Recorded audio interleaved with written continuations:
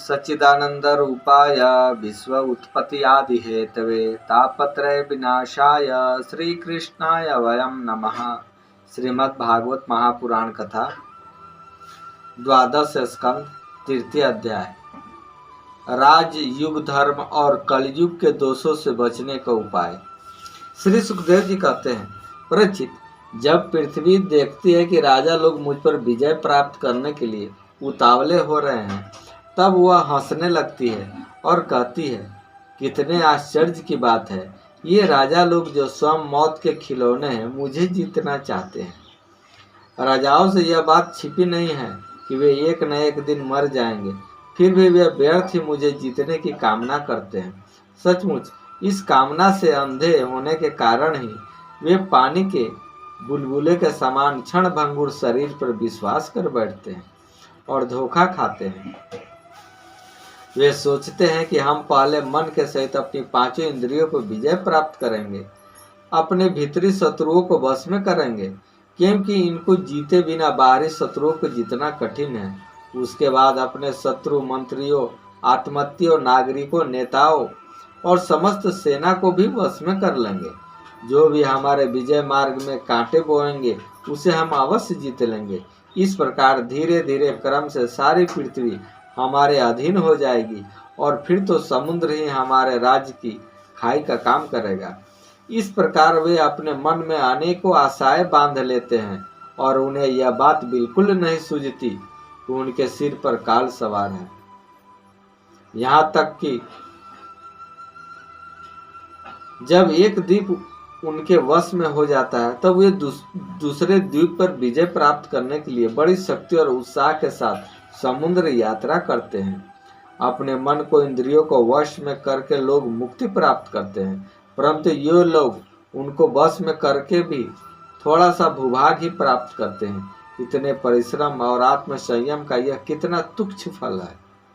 परीक्षित, पृथ्वी कहती है कि बड़े बड़े मनु और उनके वीर पुत्र मुझे ज्यों के त्यों छोड़कर यहाँ से आए थे और वहीं खाली हाथ लौट गए, मुझे अपने साथ न ले जा सके। अब यह मूर्ख राजा मुझे युद्ध में जीतकर वश में करना चाहते हैं।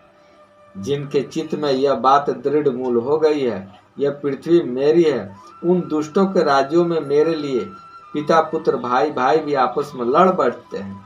वे परस्पर इस प्रकार कहते हैं कि ओ मूढ़, यह सारी पृथ्वी मेरी है, तेरी नहीं। इस प्रकार राजा लोग एक दूसरे को कहते सुनते हैं और एक दूसरे से स्पर्धा करते हैं। मेरे लिए एक दूसरे को मारते हैं और स्वयं मर मिटते हैं।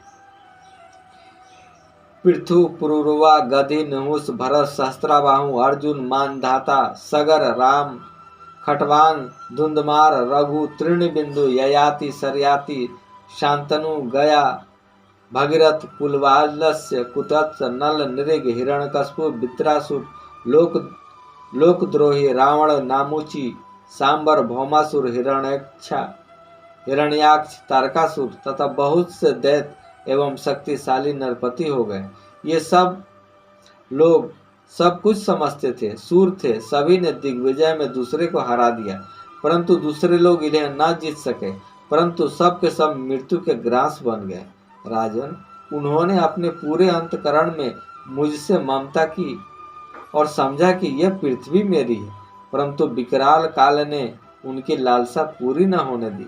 अब उनके बल, पौरुष और शरीर आदि का कुछ भी पता नहीं है, केवल उनकी कहानी मात्र शेष रह गई है। परीक्षित, संसार में बड़े बड़े प्रतापी और महान पुरुष हुए हैं। वे लोकों में अपने यश का विस्तार करके यहाँ से चल बसे। मैंने तुम्हें ज्ञान और वैराग का उपदेश करने के लिए ही उनकी कहानी सुनाई थी, कथा सुनाई थी।